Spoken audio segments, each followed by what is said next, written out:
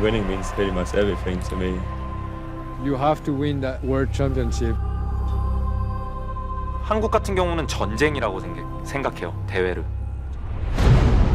100 players playing this game, and now there's 70 million people playing it. Not even making it would be devastating. People expect us to win. Into the quarterfinals! Everybody wants to win.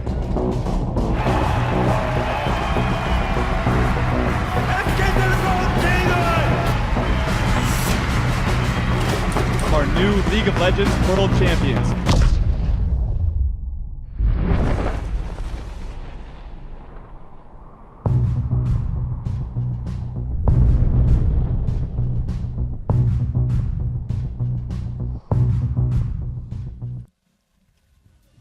Welcome back to our Day 2 coverage of the first World's Group Stage taking place in Taipei. You saw there a taste of the 3-part documentary Road to Worlds that charts the history of the League of Legends World Championship from its beginnings and takes a closer look at some of the giants within the sport. You can check out the whole film over on lolesports.com, and I highly recommend it. It is phenomenal. Anyways, guys, the teams are loading in for the 5th match of the day. It is TeamSoloMid versus the GPL's Taipei Assassins. And yesterday, when I asked you guys who would advance to the quarterfinals, these two teams had our analyst desk split, as everyone agreed Royal Club would be one of those two. TSM is one of these squad, mixed. They completely smashed SK, and then completely smashed themselves. Freak, why is that? I don't have a good answer for that, ultimately. TSM are being very inconsistent. It's kind of been the thing of the North American LCS all split long, as teams being incredibly inconsistent. Krepo can attest, you guys were amazing at the very end of the year and had a really slow start. Dignitas had the inverse going on. We were really amazing at the end of the year. You guys were awesome. It just wasn't enough to actually close the games, or to get into the playoffs. But TSM the same way, right? These guys sometimes do really well and sometimes do really poorly. And I don't know which TSM's going to show up, though I kind of expect the latter. Yeah, now let's talk about the mid lane yesterday. Bjergsen got a lot of love from Amazing's help against SK, and then Amazing has little to no impact later in the day. Probably, as a mid laner, is that Bjergsen calling for it? Is that the team saying let's punish Jezzes? Why was Amazing toasting S'mores? I think it's more of like Bjergsen and Amazing both just agree on the early game meta. They know that they can get a big lead mid playing the way they do, and they go for that because they know how to transition that. When Bjergsen gets big, they know how to play with that kind of lead. It's not like they get big and then they don't know how to snowball a game with it. Now, on the other side of the rift, we haven't talked too much about TPA. They're doing pretty well for themselves, had a very strong showing. Game 1 of the day, despite scrappy back and forth with SK, they won it well. Monty, care to comment on Taipei Assassins? I mean, they have looked good in the early game to a certain degree, and a lot of that has been kind of with Wins' help. But I think he's very dependent on a Lee Sin pick. His Kha'Zix just wasn't quite as impressive. I do think that they're going to have a little bit more power in the early game, just because for me this is kind of Wins is the better jungler between Wins and Amazing, and so I'm going to be very curious to see how well Amazing can do if they want to try and beat up on Morning in the same way that they did on Jezzes. One thing I want to throw to Krepo in terms of TPA and how they struggle to end games.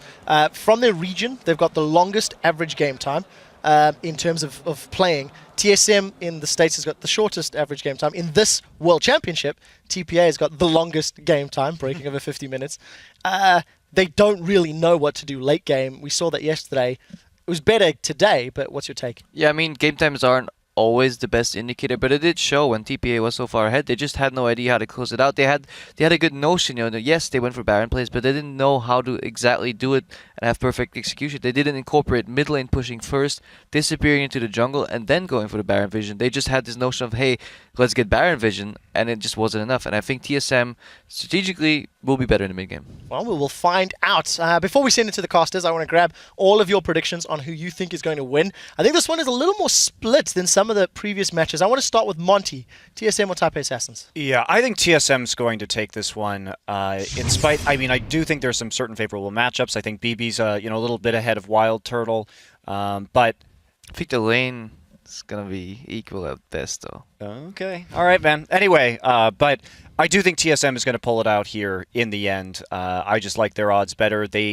When they have that lead, if they can get it, they have shown just to be a little bit more decisive at closing it out. Yeah, that's definitely the case. Prolly, are you believing in Apple Pie as well, or do you think Taipei Assassins have got this one? Dude, I'm Apple Pie all the way. I'm not betraying my country.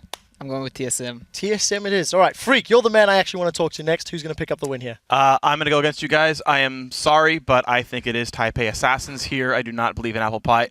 I thought TSM was going to be the number 2 team coming out of the groups at the beginning, but after seeing TPA and TSM play, I think Taipei Assassins are the better team all around here. Are we splitting this 2-2? Crepo, you're the final voice. No, we're not actually. After today's matches, especially TPA doesn't seem that much farther ahead of TSM at all, and I'm really looking forward to seeing the bot lane matchup. So yeah, I'm going for TSM obviously, because I felt like PPNJ were not exploiting their favorable matchup as much, and TSM's weakest point earlier was being actually just exploited in that bottom lane matchup. So I do think Bjergsen will just put on a show, and I think that's where the victory is going to come from. Well, we'll see if that is the case. Let's pull a fan vote up over from lolesports.com, where 72% of you are calling this match in favor of TeamSoloMid. So that's going to do it for us. Let's send it over to the caster desk for Game 5 as we go. TSM say their time in Korea has been beneficial for their game, but it's also given them an opportunity to take in the local culture.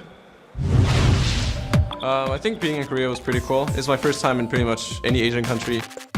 I think the bootcamp was pretty successful. It was very beneficial.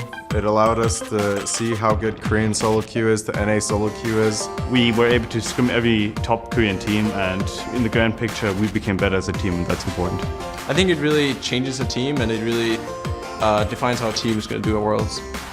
It was nice to have Laspo and Loco around, because both of them know the Korean scene pretty well, like from eating to basic places to be or people to meet, whatever it is. Honestly, we went to McDonald's like 3 times, and then everywhere else I just ate chicken katsu and had some kimchi. I have fallen for kimchi every day as a snack, or like a side dish. I always ate kimchi every day, every hour basically.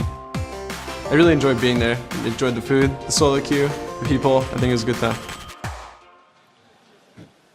Oh, while TSM was enjoying everything, now it's back to game time, obviously, for everyone. So let's get right into it. On the blue side, it's North America's LCS Summer Champions, TeamSoloMid. That means it's Dyrus in the top lane, Amazing in the jungle, Bjergsen in mid, Wild Turtle at AD carry, and Lost Boy on support. And on the red side, it's the GPL's Taipei Assassin with Archie in the top lane, Wins as the jungler, Morning as the mid laner, and BB on AD carry, and of course Jay is his support. That's right, and for this game, the bottom lane will be getting a bit of a closer look with our featured matchup, Wild Turtle versus BB. I mean, we've been talking a lot about this. Wild Turtle has not looked good in this tournament. It also comes down to the champion picks. BB's Lucian has been really good to Fischio. Yeah, and we were just talking before here, should Lucian be banned against BB? Because he's been so dominant together with Jay. They've been playing Lucian and Janna both the games so far.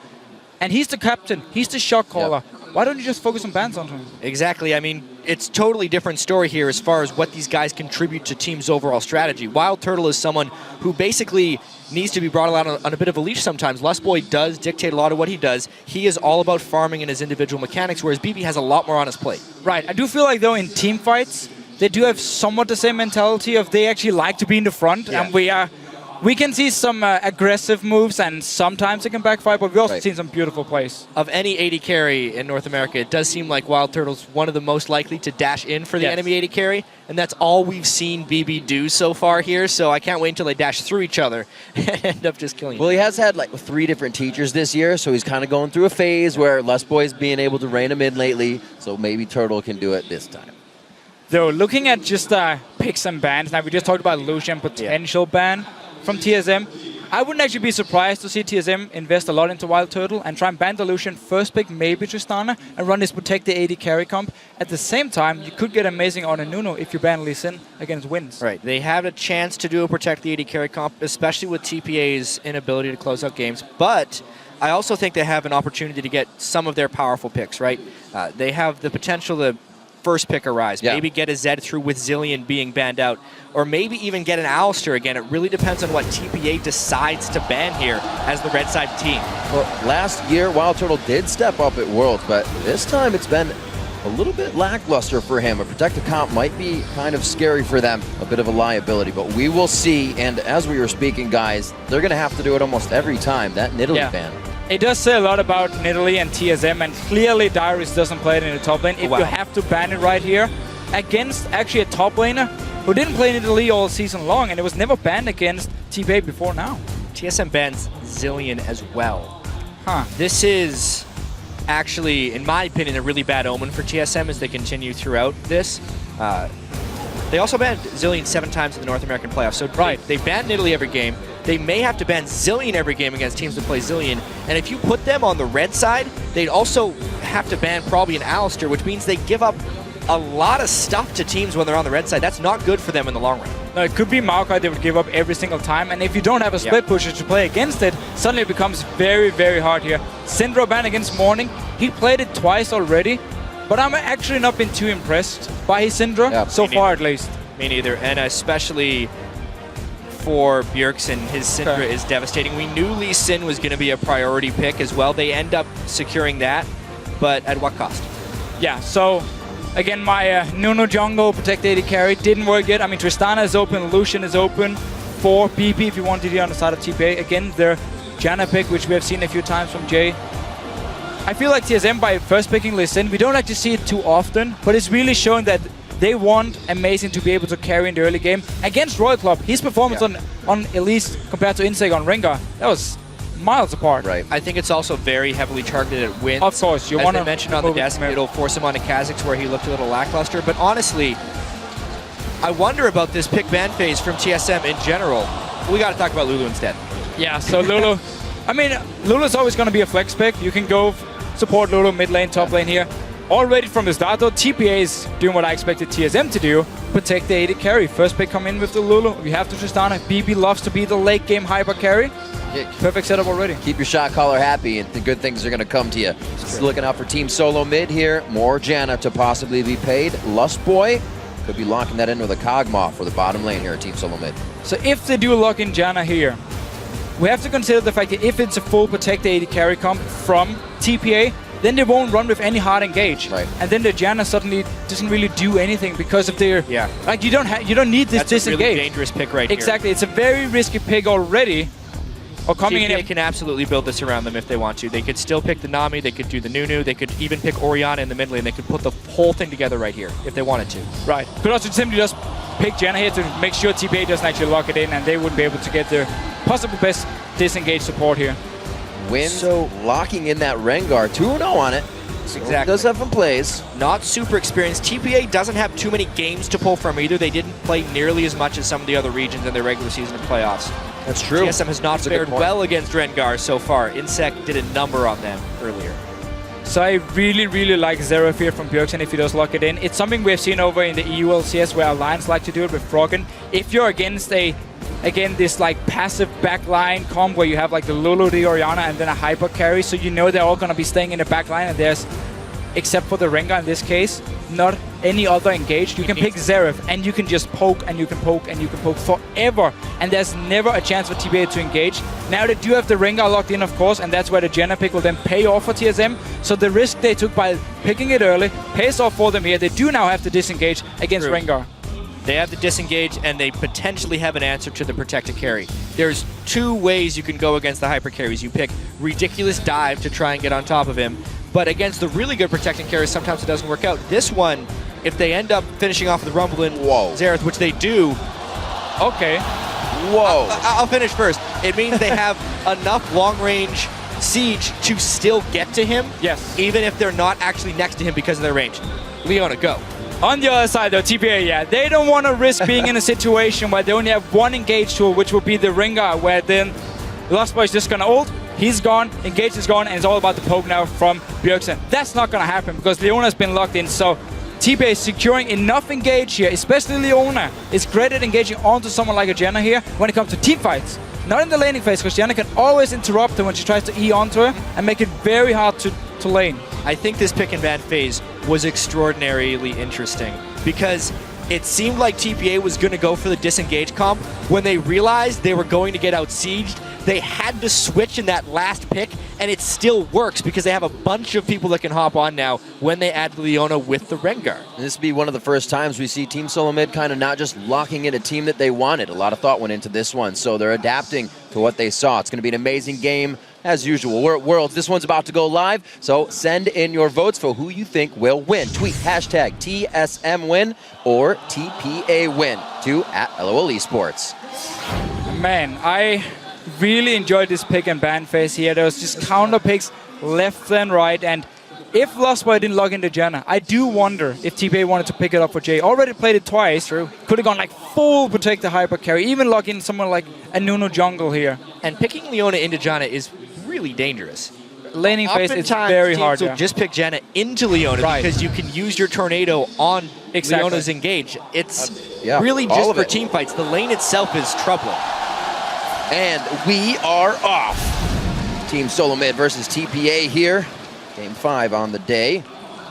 We'll see what these teams have for each other.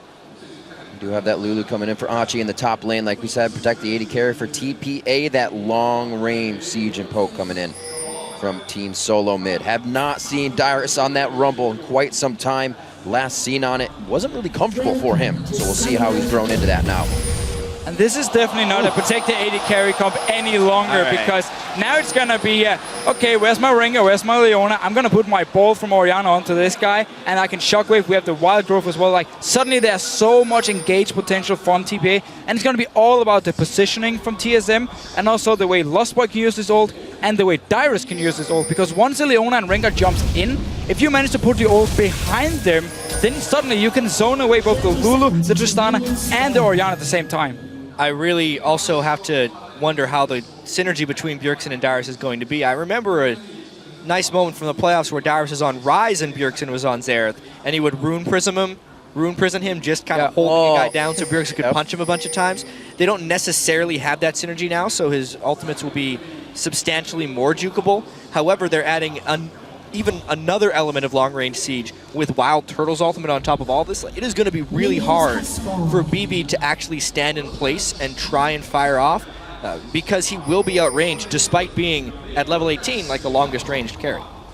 A plethora of skill shots raining down from the sky as we get to the mid game, but who's going to make it there as the stronger team? TeamSoloMid loves to have a strong laning phase, grab that first dragon and make things go from there. And we also just, again, we just talked about the comms here. We have to point out the fact, if you look at all the carries from TSM, immobile targets. No jumps. You're against the Leona, you're against the Rengar here. It opens up for TPA to get the engagement they want. We're just going to have to see what is going to happen in these potential fights. So we mentioned that picking Leona into Janna is dangerous, and we can see TPA ends up lane swapping this out. This is hugely beneficial for TSM. They have not been able to win 2v2 lanes. We've been looking a lot at Lustboy's rune pages and the way he plays. He always plays really defensively, rune page-wise, in lanes, and this is better than what they could have hoped for, being able to get a 2v1 farm lane while still having Dragon support in this matchup. Yeah, the only problem is going to be Dyrus, because with Rumble, it's a lot about your mid-game power spike where you go back, you get your haunting guys, maybe in the Leandris before the Dragon fights really start breaking out, you have your ulti, that will be delayed. I actually think all the way back to when Rumble was super popular and they did a nerf on him. His Electro Harpoon lost 10 damage at rank 1.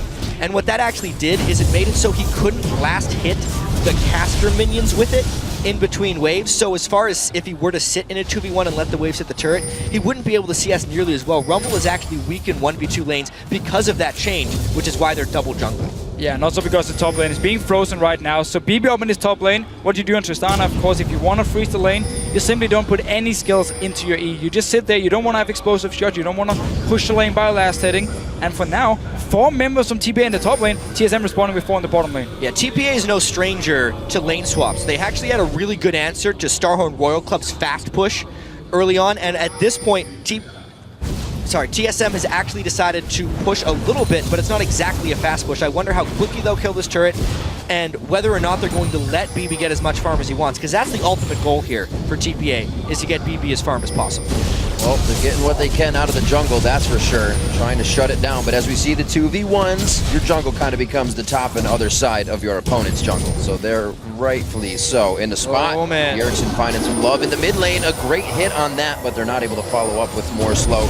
Morning, just kind of hanging out on the backside. They know it's intense. Speaking of backsides, what in the world? TeamSoloMid coming out of the woodwork here, and it's not going to happen for them. A great readjustment by TPA. But this was simply all 4 members from TSM being down the bottom side of the map, and they noticed the gank in the mid lane. Instantly, they ran from the bottom side into mid lane here. Forced the flash as well. Only heal was used by Bjergsen. And an interesting move there by Wins. When you're going to do an early gank like that, and when they can prep it out of the jungle, especially since they were jungle buddying, the fact that he didn't come out of there with full ferocity for an empowered Bola is a little bit disappointing as far as his Rengar play is concerned. Bjergsen, like you said, only blowing that heal, the flash on Morning, so they may be able to make a return trip onto that. Lustboy and Turtle having a much different lane here on the bottom side. Now as we match up 2v2. We'll see BB up on the top side. He's going to be getting some solo farm for himself. Dyrus will not be able to give him too much trouble. So the game pans out pretty much nobody's favor so far, but the vision's been placed down very well. The Dragon not had by TSM early. And one of the strong points about Lulu, now we've been talking about Rumble, of course, in a lane swap, is Lulu is not there. I mean, she doesn't really require a lot of items. You can fall behind and still be very useful because you bring so much utility in these team fights here. And because, of course, you have some range, you could pick up some farm in the lane here. So Archie back in this top lane. Darius slightly ahead in CS. The lane swap was definitely short-lived. I'd say once Leona hits level 6, she has a better chance against the Janna lane, right? So they've withstood a lot of that interesting part here. And especially if Wins can get going too, we'll see what happens. Yeah, if Rengar runs, I mean, you can even just run from the lane and then set up, land a stun onto Janna, and you can just lock her down, kill her before she can even do anything. Looks like they have quite a composition. Wins coming in on the backside. If Jay can get there early and blow the Monsoon, he's free to jump. So it's got to be perfectly timed by Lustboy on that. Then he's got to hit the exhaust. It looks quite hard, but they can definitely put it onto paper. That's a really important pink ward kill right there. While Wins is up in the top lane trying to set up a gank. If Dyrus can withstand this right here and not give up a kill, it's going to be very good for Amazing and TSM. But he gets in without being interrupted by the tornado. One of the lockdowns onto Turtle. We talked about having not that many escapes. Lustboy can only provide a bit of disengage. Dyrus doesn't know that Wins is in the brush. Control from TPA here to the top lane, but Amazing in the back pocket. He gets the cripple down. He's able to lock it. It's Archie going down for first blood, and they could get Wins here. Flame Spitter out, but they're gonna back off. Just a beautiful turnaround right there. Again, Wins is pretty ineffective on Rengar, not even locking Dyrus down, and he turns around that rank 3 Flame Spitter and just decimates TPA's gank there.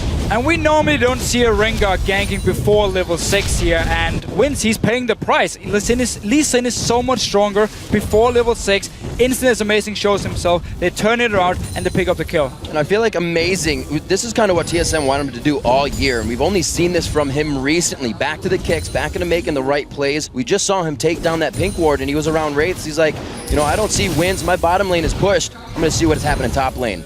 And just think back to yesterday's game. Insect was playing with Amazing. Like, he was just everywhere on the map, and Amazing could never respond in time. Now the first pick Lee Sin. So that's a lot of priority from TSM onto this one pick here. It paid off in the start. The start of this game has been a completely different story, and TSM is actually a team throughout the regular season in North America I found either loses slowly or wins slowly. That's been completely different here at Worlds. They've won a complete stomp and lost by getting stomped pretty hard. The way this one has started with an early edge is great for them, since their early games have been the most tumultuous at Worlds. We'll see what kind of play they can continue. Every lane's kind of even going out through here. Amazing was the one to get that kill, really just giving Dyrus the haunting guys, and Hachi's going to go for double rings in that lane. Good hits onto BB, making him dodge, keeping him off the CS as much as possible, but he's able to keep it quite even. Well, Turtle got his level 6 here, so it's gonna be so annoying for TPA down his bottom lane. As long as Lustboy is ready with the Hurricane, Jay won't be able to engage, and it's all about the long-range poke then coming in for Wild Turtle onto BB, trying to get him as low as possible, possibly set up a gank from Amazing, and then you can go for Dragon after. And talking about Amazing. Trying to make more moves. He's going to go ahead and just prep this one out. Simple play here as he goes back towards the top side. Going to try to get some deep warding in on the side of TPA. Amazing is.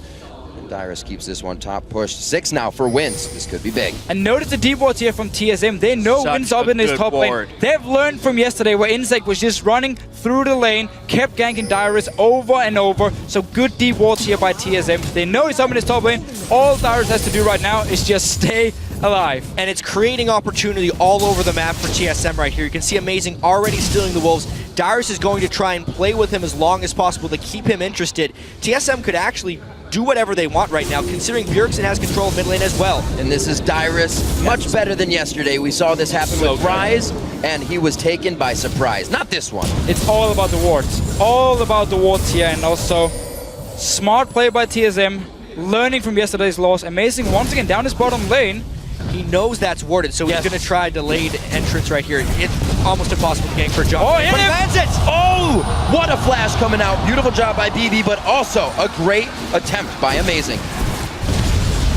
That's actually something we talked about a lot when we're watching people play against Lee Sin thus far at Worlds, is a surprisingly low number of people were flashing the Lee Sin kicks. BB, watching the games, experiences Worlds, flashes at the right time to save his life. And so far, wins on this Rengar. One gank in the top lane, where he ended up dying. Second gank, warded. Spotted, warded. Amazing, been forcing flashes.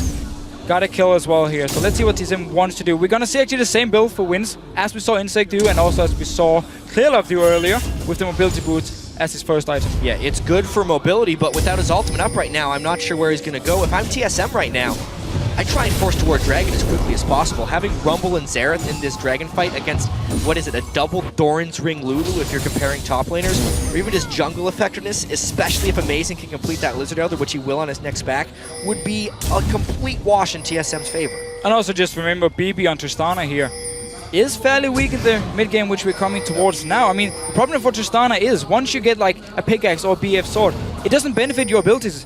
I mean, it's all about your auto attacks here, so you don't benefit as much from these items. While Turtle doesn't have a Trinity Force yet, and it seems like TPA is actually setting up for this Dragon themselves. That's a big value pink ward right there. TSM needs to be able to protect these. Over Amazing's taking his sweet time coming out of base, actually.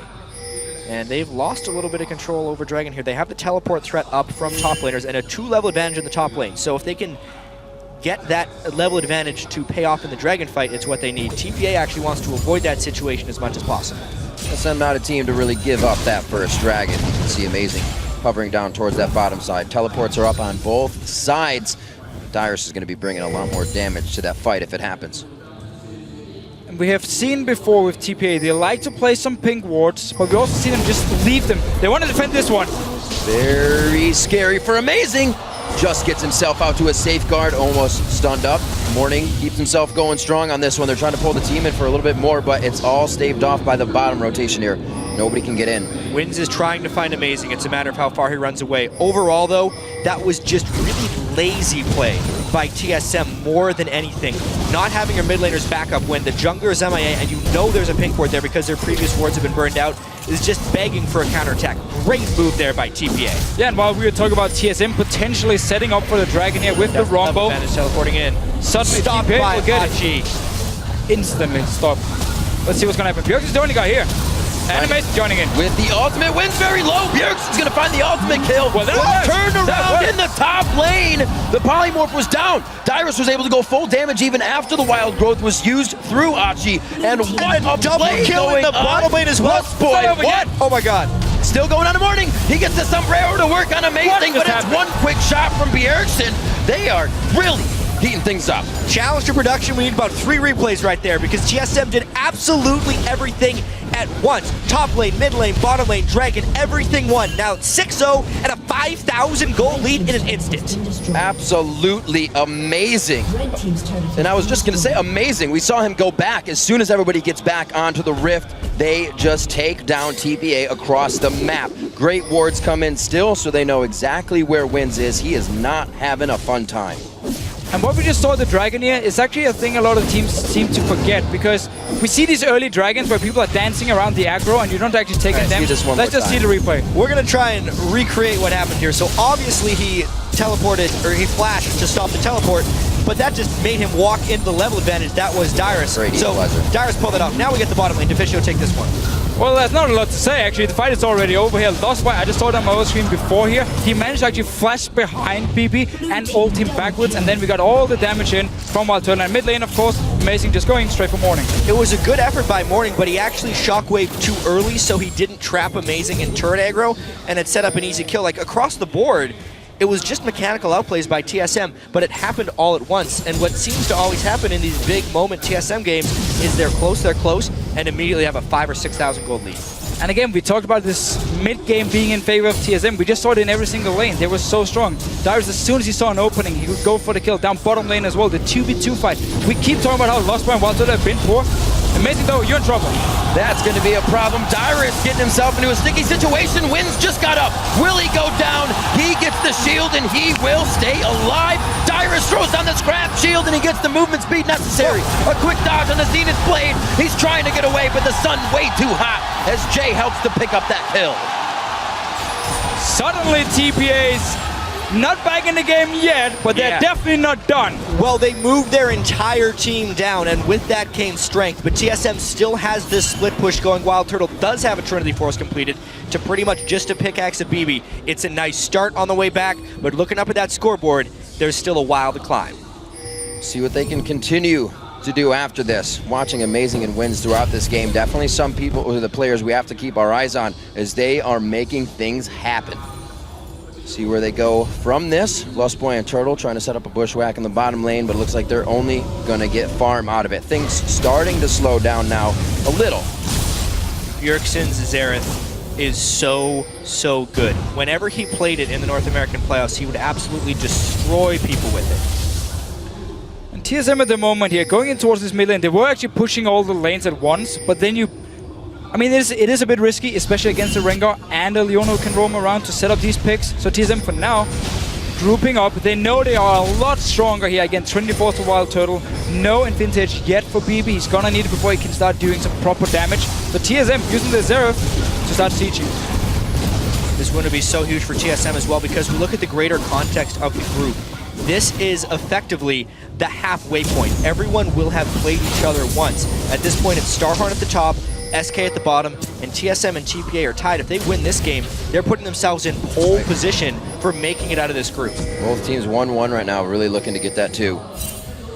It's going to be difficult. TPA will not give up that easy either. So down this bottom lane, BB is actually getting to push it all alone because all the deep wards in the jungle of TPA we just saw before here actually meant that Wild Turtle spotted Winds coming, so he just had to back away from the tower. Otherwise, TPA was setting up for dives, and if they managed to kill Wild Turtle, they might have been able to push 2 towers here. So very good deep wards, and all these pink wards in the jungle, they need to be cleared by TPA. Yeah, they better get to that, because if they don't, TSM will make it back to that spot and be able to set up aggressive plays with that. Teams need to move their pink wards with their levels of aggression. If we actually flip the tables over to TPA, that's one of the big reasons they've had trouble closing games, is they don't necessarily move their wards with them in offensive positions. TSM only has offensive wards right now, which is one of the big reasons that push came in so easily from TPA. And we see Winds walking by all of these pink wards. They have been there for so long. These things have paid for themselves over and over again here, and they still haven't even been cleared. Finally, they found one of them. There's still 2 more left. I mean, they have full vision of Winds for the last 2 minutes. They saw the gang down his bottom lane. There we go. No. Really?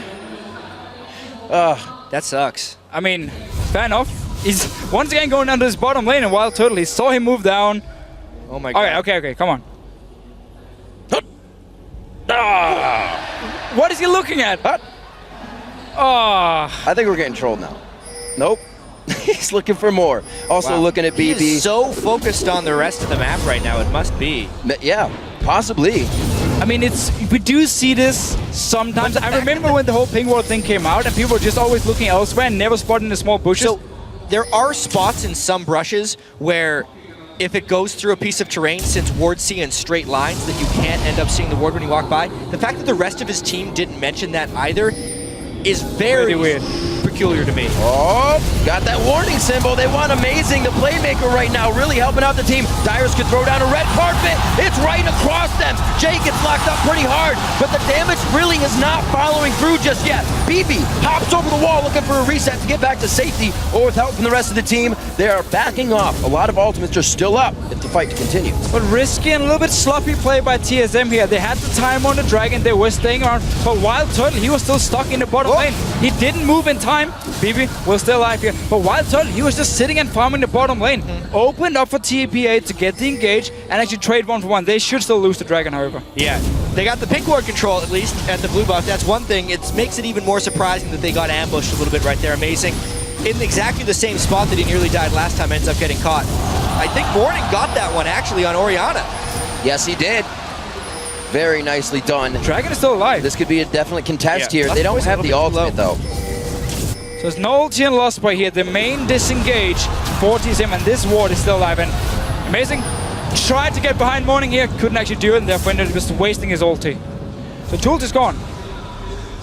Amazing, consistently trying to make plays, helping out the team quite a bit. Looks like everybody's gonna back off for now. Dragon still alive, 20 minutes into this one, still the 5,000 gold lead from TSM, but TPA has given them something to think about here as we approach these objectives.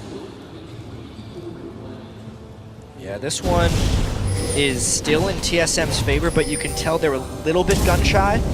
That is one thing that comes with picking the Janet composition, is it's somewhat counter engage focused. It does take a little time to develop, and they need to set up their siege from Rumble and Xerath in the right spots, but they have pretty good vision control.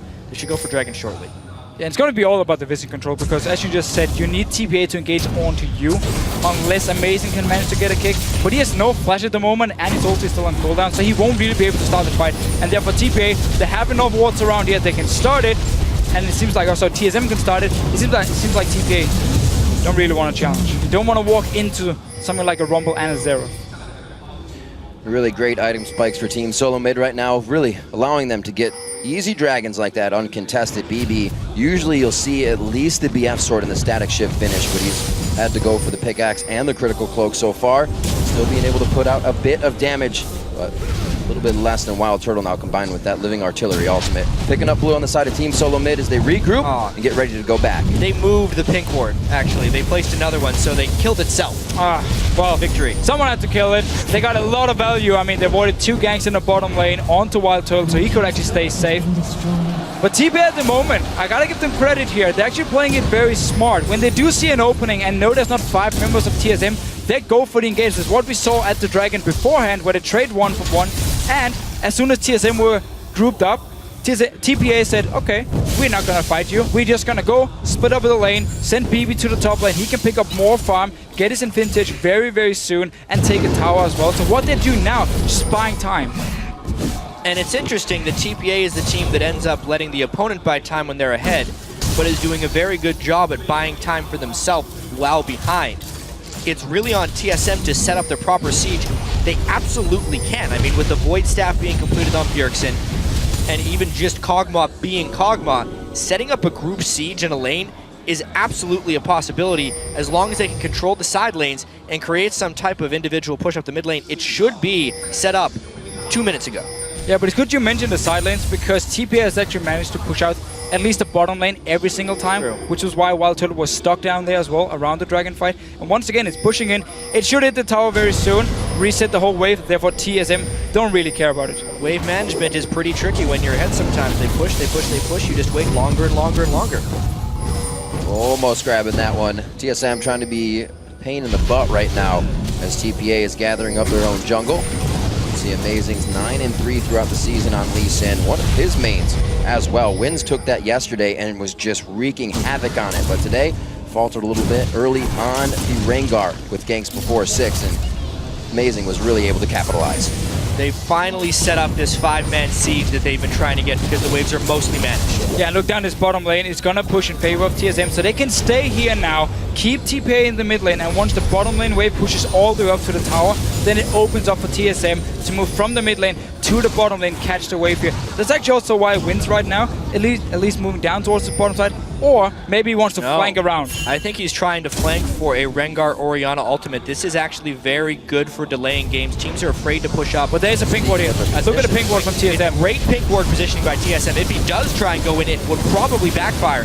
Doesn't mean he's not going to try, though. It's got to be a thought on their mind. There's one missing from in front of us, and you can see him on the outside, kind of playing a walk and back game to see if he can draw attention. TeamSoloMid, they feel like they know where he is, and they're going to stay safe in the mid lane. Things towards the top. They say BB by himself. so we could possibly keep pushing this. TSM should just go bottom lane here, push in the mid lane, and start moving down towards this bottom lane. You already have a pink ward, so you know, okay, we're not going to face check anyone right now, and they've seen both BB in the top lane, they see Morning in the mid lane, they're moving down towards this bottom lane now, they have a big wave being built up, and they can just push it straight to the tower. It's just about setting up the siege. That's really all TSM is trying to do right here, and they're doing a good job. They finally got wave management. TPA knows this is coming, so they're trying to set up the pick. There's the Whimsy onto Rengar. Wind popped his ulti. That was the ulti as well. Did not even land hesitant. Didn't even land the bullet. It's so hard to engage on this TSM team. They're staying so far back. Plus, if they don't engage perfectly, Lustboy will reset the fight. Imagine if they ran down that too with Equalizer. That would have been a bad idea. They did manage, however, to actually buy some time for BB to clear the wave here, so we're not going to see the big minion wave push into the tower, and TSM just have to deal with the next minions arriving here. Dead. But they're always going to get so much damage, and TPA at the moment, they're too far behind to actually engage onto TSM, so they just have to give up the towers. It could be a potential threat of having that AD carry Shockcaller. He's off pushing another lane. The rest of the team can't set up a play at that point. BB is doing his best to become farm, but he's not at a threatening enough point they can hold yet, and the gold lead is just continuing to grow to Fischio. Right, and while TPA wants now to go late game because they don't really have a choice, you're falling too far behind. If you look at the comps here, TSM has great late game scaling themselves, so it's not even because TSM have to worry about like a ticking time bomb on the side of TPA. Yes, okay, you do have the Tristana for late game, but that's going to be your main damage source. And on the other side of TSM, you have a hyper carry yourself, and also you have Xerath in the mid lane, so good in late game. Could this have worked out differently for Jay if, obviously, TPA got ahead early? Because right now, he can't even get close enough to engage. Yeah, Leona is, in a sense, one of those champions that's fantastic when you're ahead, but very difficult to play while behind. I mean, they did the lane swap. TSM ended up having that miraculous set of plays in the mid game, and since then, he hasn't really been able to do much. Yeah, not only Leona needs to be ahead, Rengar himself. I mean, if you want to go for these risky engage, look at the build from Wins here. It's full damage. If he jumps in and the rest of the team is not able to follow, he dies instantly. And his Rengar play, it's not been looking very good this game. It's been rather lackluster. I mean, but most of that was because of TSM's vision control. There was the one, of course, he ganked a little bit too much early game, for one. Unsuccessfully. Yes. And then his ultimates were just burned onto wards. Who expects to have that deep ward that TSM had in the top lane early on in the game? Not him, for sure. Definitely not. Him, well, indeed. It was he's had some bad luck with wards this hold game as well. Yeah. Walking over that pink ward about it's actually back 5 now. million times. Oh, dear. Round 2, maybe. I don't think so. They're just so far behind at this point, they're having to concede objectives. Wards 2.0. So again, TSM grabbing the dragon. That's going to be all 3 of the game, and they love that because it puts them in such a position to continue pushing their advantages. And look at the minimap here. On the side of TPA, we keep talking about how they do place a lot of wards. They don't always seem to place him in the right place. Now they have a lot of wards in their own jungle towards the Baron, which is a great thing because TSM's next move, they don't really need the Baron here. They can keep sieging because they keep taking down these towers here. But their next move could be the Baron, and it simply means you go in and you clear every single ward of the jungle. You place your own and you just spot TPA moving in towards you. Because there's already so many wards placed by TPA, they make sure TSM can't do it, at least not right now. We'll see what TPA can formulate as they come out. They do get that pink ward cleared that was on the blue buff. You see Locket of the Iron Solarion, amazing. He actually gets that Sightstone in as well. So the wards to be pushed forward even more for TeamSoloMid. You can see BB finding one right now as they're just trying to stop this snowball that TeamSoloMid has put together. 7,000 gold lead, and they drop the turrets like flies. Looks like just focus on mid lane now. TSM has definitely made some critical adjustments since their game yesterday to Starhorn Royal Club. Specifically their early game play against Wins, and right now their controlled play around the Baron Pit will hopefully yield some good results. They're just pushing out Jay to keep ward control. That wasn't the best move there by Amazing Burning Ultimate, but they still are just kind of biding their time and waiting for enough poke to land. Poking everywhere. BB trying to get a few shots in himself. You can almost see that he's telling the team, I'm farming right now. We're not going to be in these engagements.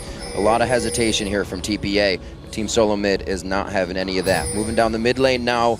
Great item spike across the map for everybody on the side of TeamSoloMid. 7-3 as they push this inhibitor turret. And as soon as TSM realize there's too many wards from TPA in the jungle at the moment, we can't really just set up this Baron bait. Let's just go straight back to Siege. Yeah. It's going to be harder and harder when you do come close to the base, because again, you have to get in this choke point where Leona can really shine if she lands a good ulti. So it becomes harder for them. Top lane tower could still be an option, but on to bot lane for now. Now, they're not really doing a classic split push. Instead, they're just in between the mid and the bottom lane turrets, trying to move back and forth across that spot and land poke. I mean, I suppose because Xerath is such ridiculously long range, they're getting a lot down there, but I'm wondering why they don't just go back around the Baron and play that game, because that's where I feel like they find their kills. See, like they're actually heading towards that side, making sure these wards are clear. Obviously, TPA is going to be on their heels for this one. Busboy with the upgraded sweeper, able to make that one count twice. Knows where the wards are efficiently. So what TSM was doing just before here was actually not really going for the mid tower or the bottom lane tower. They were just waiting for the top lane to push in. It's exactly what we saw happen down here. Dyrus might be in trouble. Uh-oh, he gets the explosive shot on, but Jay's actually forced to back up. He knows he's squishy as well, and the rest of the team is not ready to engage on this. Morning taking poke. He's already below half. Could it be the ball? Oh, no! They get like one in there. Amazing got hit up. The heal comes out quickly, and they turn this fight right around. Jay finally gets in. The red carpet gets laid out, and they are going to welcome them to the party. Dyrus, he gets untargeted with the Zanyas, but can they continue the fight? There's no minions. They're stepping a little close here, guys. There come the ultimates. One last shot. Achi dodges close, and he dodges the right way. TSM just can't seem to finish these kills. One part about not having the big initiation and just the poke, they have to close. There's one. One indeed, chat. Turtle taking a lot of shots here. There's no re-engage you're going to be seeing. Way too low on the health bars from everybody standing in front of TeamSoloMid. A very chaotic fight to come out with just that turret. But it doesn't even matter for TSM if they can actually get the kills. It's all about the towers for them. They stayed there with 4 members. Amazing was already dead. It doesn't even matter because Bjergsen has still so much poke. Yeah. We saw Lost Boy was still there, and of course Wild Turtle just to take down the tower and BB. Really random thing that just happened. Morning accidentally used his Zanyas in base. Maybe while it was trying to use another item, but it will be down for the next fight if TSM can force quickly. They don't know that, so they won't be able to use it to their advantage, but we will have to watch for it. We keep seeing all these wards from TPA in their own jungle around this Baron here. They don't want to risk TSM being able to take full control of the jungle, so they're doing a very, very good job with all the defensive wards. They can also just move them a bit further, actually to the river part, and they can potentially try and go for pick onto TSM, because what normally happens in a situation like this is actually the enemy support. So let's say Lost Boy at this point of the game would walk in, try and place a few wards. We actually see him do it right now. If you had a few deeper wards and you were standing ready, you could catch him out of position. I'm glad you brought that up, Fishio, because that is what Lustboy brought to TeamSoloMid. That warding game that has put them on top so much. And look at everybody. Peace of mind to have a pink ward right now to replace if they get taken down as they are. And TPA is only finding these after they've been placed for 5-10 minutes. And this stall by TPA is actually getting closer and closer to paying off. At the moment, we look across TSM, you see very little magic resistance.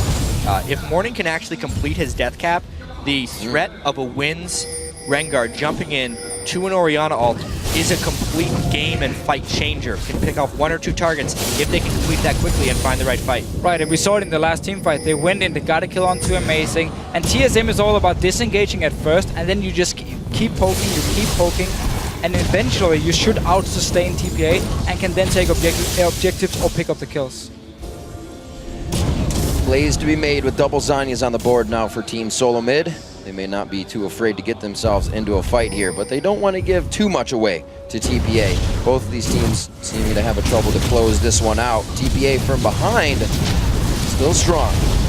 Looking at a 10,000 gold lead as they take the Dragon, and they're going to walk right back in and ward the crap out of this jungle. And we just saw the focus once again on TPA's wards. All of them are placed on their own side of the map. Not a single one in the middle of the river here. So they're not going to try and catch TSM out of position. They're simply just going to sit back and keep farming. That's the only thing they really have as an option right now. It'll depend how nimble BB is on his feet right here versus Bjergsen's poke, because if he gets taken too low, these turrets will become indefensible. Bjergsen firing everything he has from the outside with the blue buff right now, really commanding the game well. Him and Amazing, shot calling through the mid and late game. waiting for the minions to push up. They have the mid wave at the turret. That's going to call BB over. They're really just waiting for this fight on the other side of the wall. Got to be careful because that is a perfect spot to get jumped on as well in a tight fight. We didn't really talk about support items yet, but Lost Boy with the Mikhails here is basically the hard counter to Leona, and it's such a good pickup because it means whoever Jace tries to engage on, instant Mikhails, the target can now flash away or just move away, and suddenly the main engage for TPA, if you ignore the Ringer here, which can be knocked back by Lost Boys and his ulti, is gone. One of the big reasons we've seen the low kill score is just because TSM has built that siege-type team, and because in picks and bans, TPA was building towards that to the very last second. So even though they have the Leona, it's not exactly like they have a good siege-breaking team.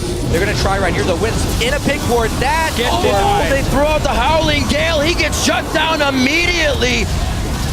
Last time he's going to be doing that. Nice shots coming in. Wild Turtle almost able to finish that off with the ults as well from Bjergsen, and they stand on the front step ready to pepper that inhibitor turret. And notice the ping ward here. It's actually just outside the screen right now, but it's where Lost Boys placed. There was a ping ward, so they actually saw Win started. We're just going to see it right on the Lost Boy here. So they saw him, knocked him up, and instantly just killed him. Very surprised that Achi didn't even use his Lulu ultimate right there, but as you can see, it is now indefensible. That's exactly what TSM needs. Good vision control. That's been Win's arch nemesis this game, has been those wards, and it takes him down yet again. Costs TPA an inhibitor. Diego's low as well. How long would they have been standing there if Wins did not push himself into that fight? They had a good thing going, and finally TSM grab a little bit more off quite a long push here. Now from about 28 minutes to 35.5, they finally take down an inhibitor on the side of TPA. They have a little bit to think about now. It's a great one for TSM to have with super minions pouring in. Yeah, there's a teleport on Achi, but that's a fight for Baron that TSM can start in their favor. We do still have the same two defensive ping wards from TSM here, which TPA can now actually go in and play. So finally, they actually move into the river here, play some of their own wards. Now they realize our base is open, there's going to be super minions spawning in, and we can't just sit back and defend any longer. Now we need to move out, and we have to get a pick. And it's because TPA is absolutely against the clock. Achi can push right there now. As soon as TSM makes a move, they can force the teleport, and then it'll be maybe 30 or 45 seconds every time they go for that one. TSM definitely in position to force. It's going to be about pink wards. Luckily for TPA, TSM doesn't have the greatest of initiations, so it's still going to take some creativeness by TSM to make that happen. And just look at the items. You just mentioned the ping wards. 4 ping wards picked up once again. Ready to place them around this Baron here so they can spot the engage from Wins. It definitely feels like TSM is picking up and moving their pink wards very frequently by picking up new ones, mainly because Wins has that threat. TSM knows that the only way they lose this game is if Wins gets a nice jump from stealth to set up an Orianna ultimate. But if they're warding like they are now, there's no risk of losing. And it's so weird to look at a comp like TPA's where they have a Rengar, where they have a Leona, and yet we're standing here talking about how they can't really engage the fights because TSM is so good at warding, and because Lost Boy is ready with the Hurricane and his ulti. Pays off. It's something that they got right through the beginning of the year, and they used it perfectly. Perfect timing for TSM. They see where the wave is. They know Achi's going to take a while to clear that one. If he teleported now, they'd lose inhibitor turrets, so there's actually nothing TPA can do here. Baron going over to TeamSoloMid. This may be what they need to finalize the game. TPA is going to be forced into the base. And they still lost an Nexus my turret. gosh, That's goes how down big that wave was. with Achi trying to protect it. Yeah, 4 members from TPA was just running between the base, then ran a bit to Baron, and then actually ran back to the base. They didn't really know what to do. In the end, you get Nexus turret, you get the Baron buff, and notice how TSM instantly, they move back, take their own buffs, while Dyrus has already been setting up the top wave. Wave mismanagement definitely there, I would say, by Achi. Not the best job by Lulu, but it sucks for him. He's been behind in levels the whole game. In that mid-game fight where he flashed to interrupt the teleport from Dyrus, he just put him farther and farther behind. He's actually 3,500 gold down against Dyrus and is nowhere near the items he wants to be at on Lulu right now. Not even a death cap. BB just recalled from his bottom lane. TSM might be able to get a bit of damage on the tower. He will join in. Notice Jay here on your minimap. He's already flanking around. They want to go now. They want another pink ward.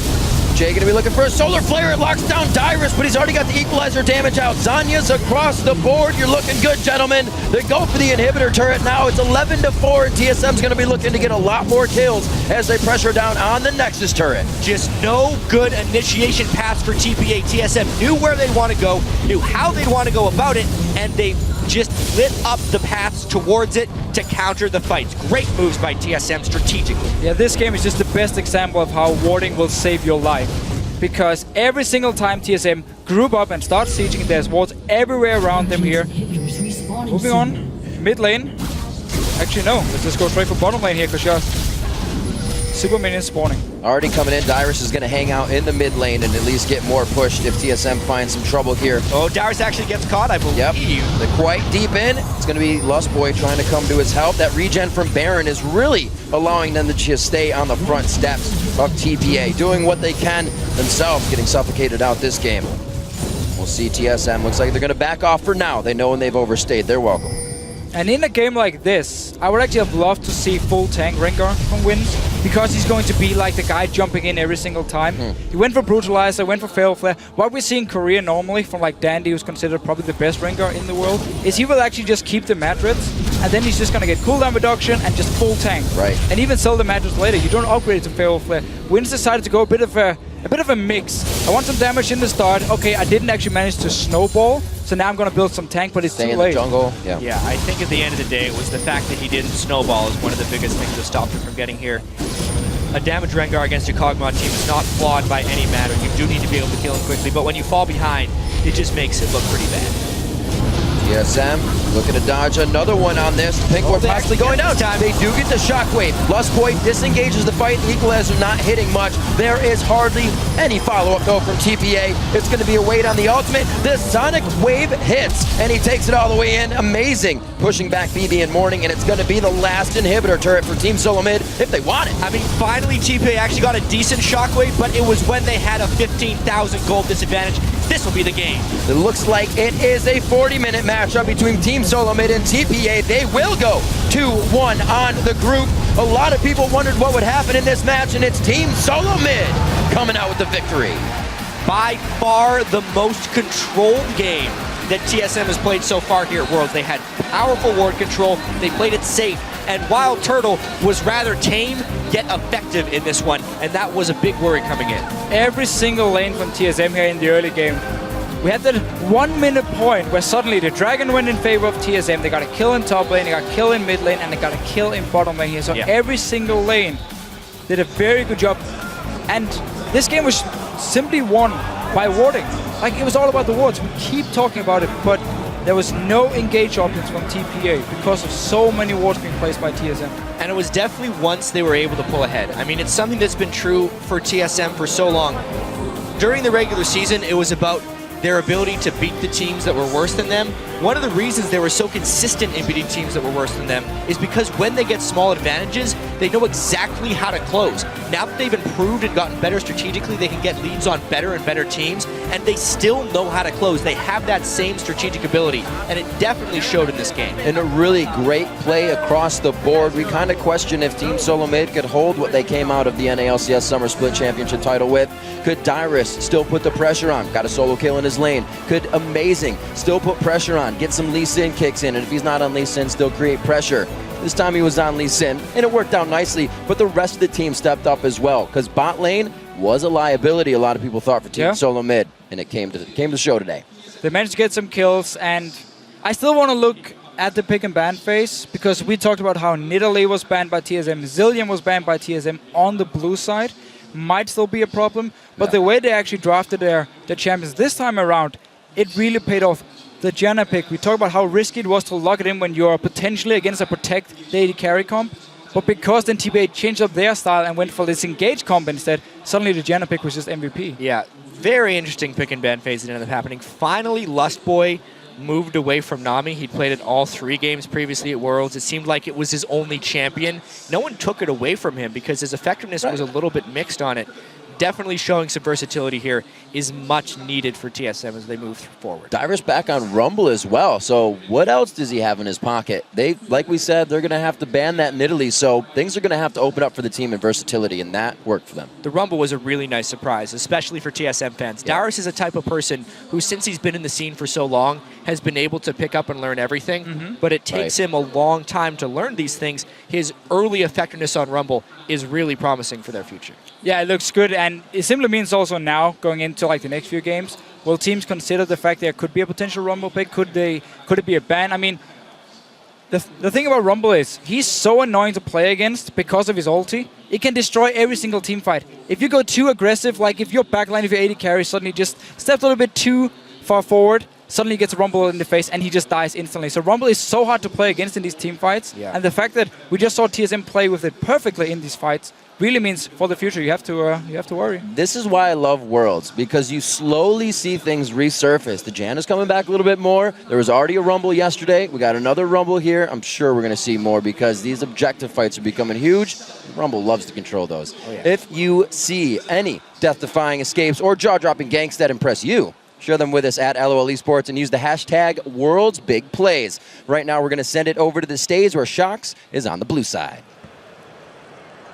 Thank you very much. I'm here with Amazing after that victory. First off, congratulations, good stuff. When I talked to Dyrus earlier, he admitted that you guys hadn't done your homework that much yesterday.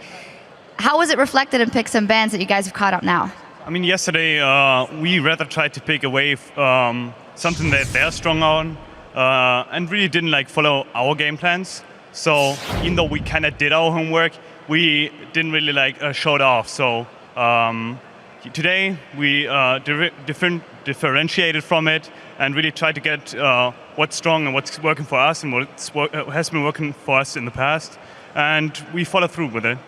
Yeah, absolutely, and it came to show 12 minutes, 50 seconds in, I think, an ace. Tell me how you went from there, and of course, you can't be too overconfident in that moment. I mean, when you see the ace sign at like 12 minutes, you're like, what the hell is happening? And well, from there, we just got to stay controlled. I kind of went away from that, suicided more or less on top side. But overall, from there on, you just want to be controlled, try to snowball the game, and really be methodical about everything.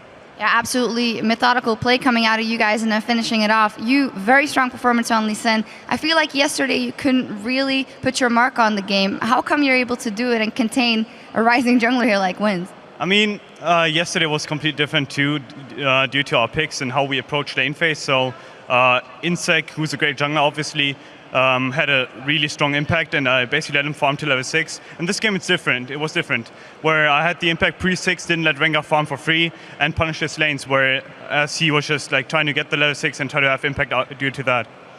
It seems like you're picking up much as you go and play here on the world stage. I listened to your vlog where you said, well, the synergy between mid lane and jungle in Korean players especially is so crazy. Is there anything else that you've discovered here by playing on stage versus these teams?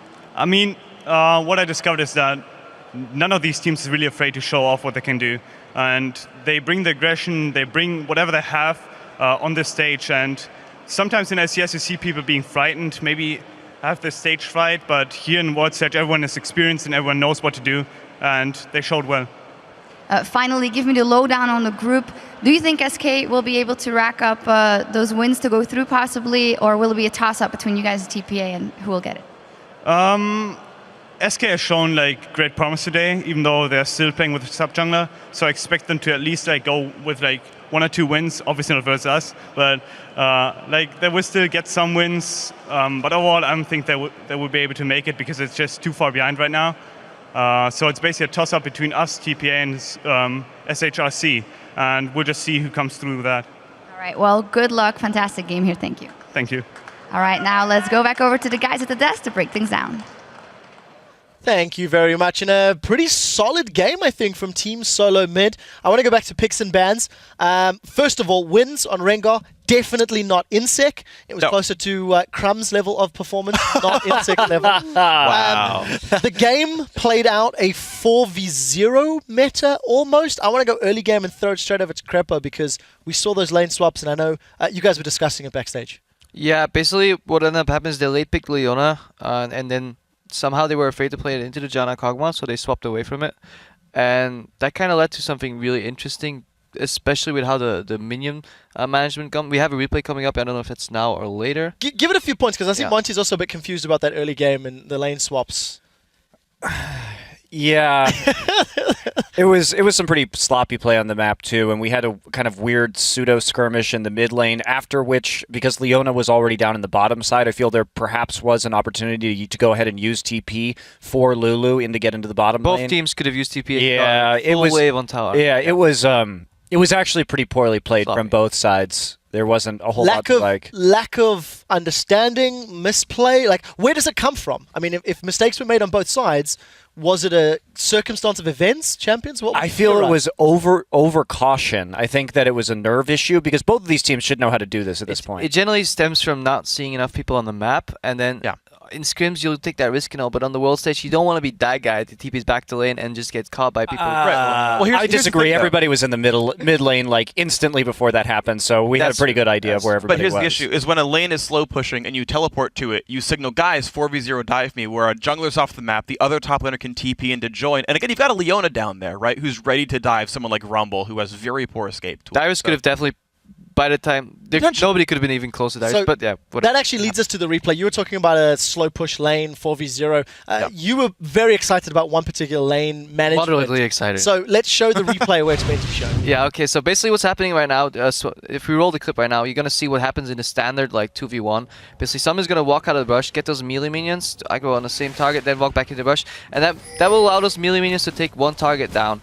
So that's the standard freeze, right? If we keep going, we're going to see that. But I don't want to be mocking Jay here, but he's going to do something but I don't really think is too smart. He wants that relic stack, and that sweet 20 gold he got there actually screwed up the freeze. If you run it really slow, you'll notice how there's one range creep barely on enough HP to get like 5 extra auto attacks, and that will actually break the freeze, and it'll slowly push away.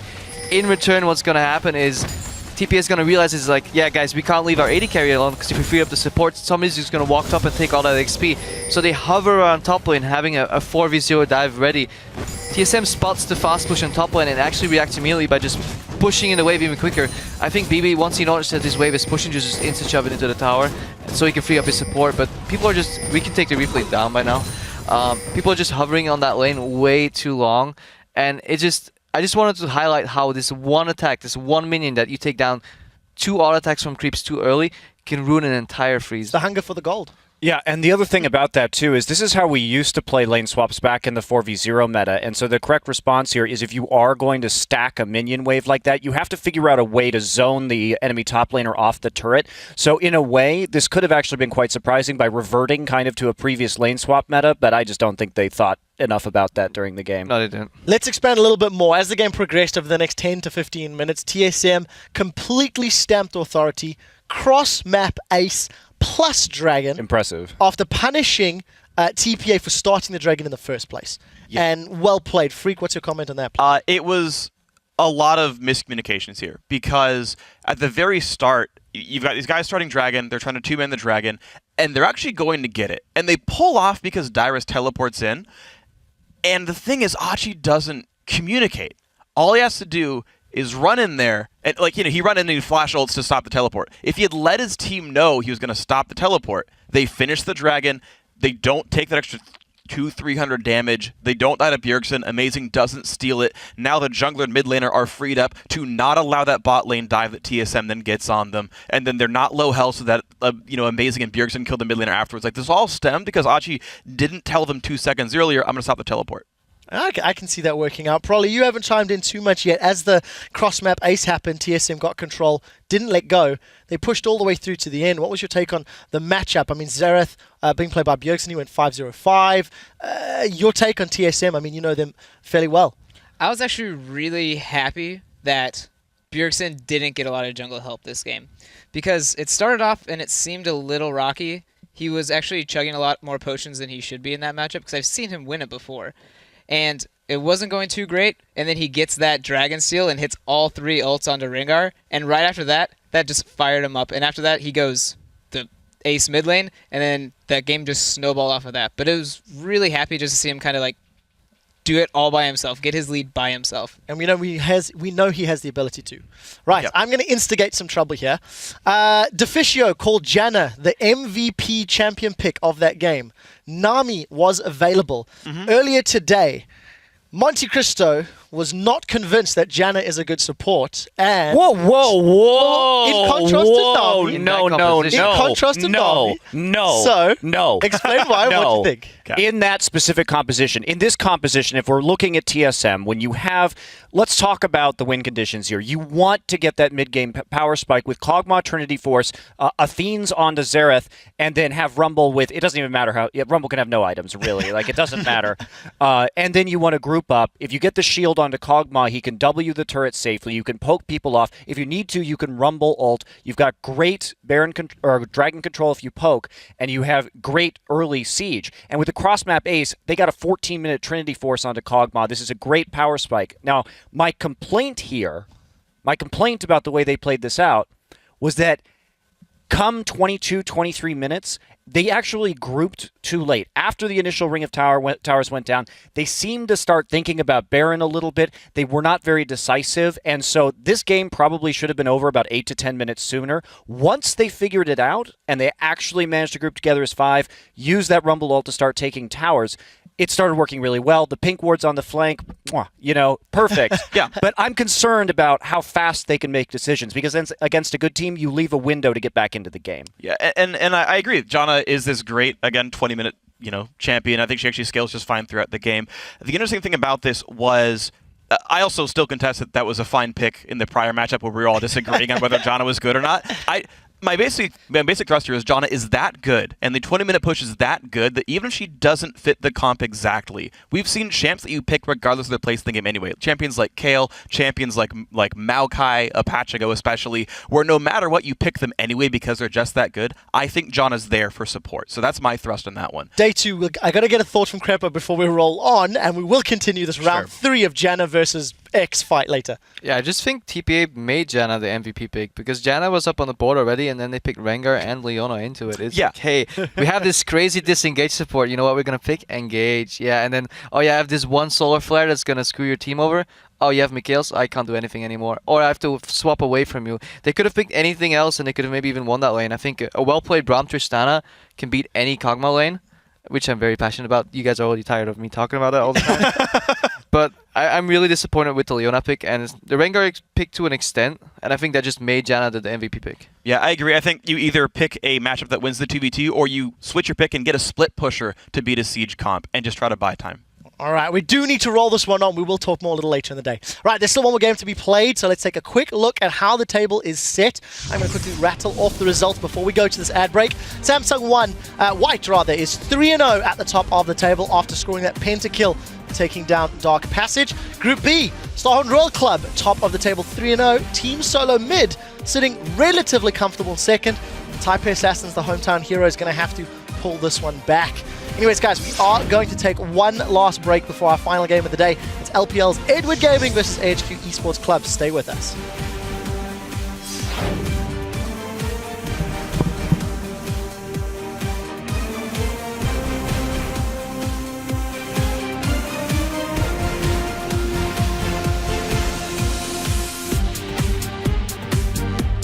World Championship 2014, my bro.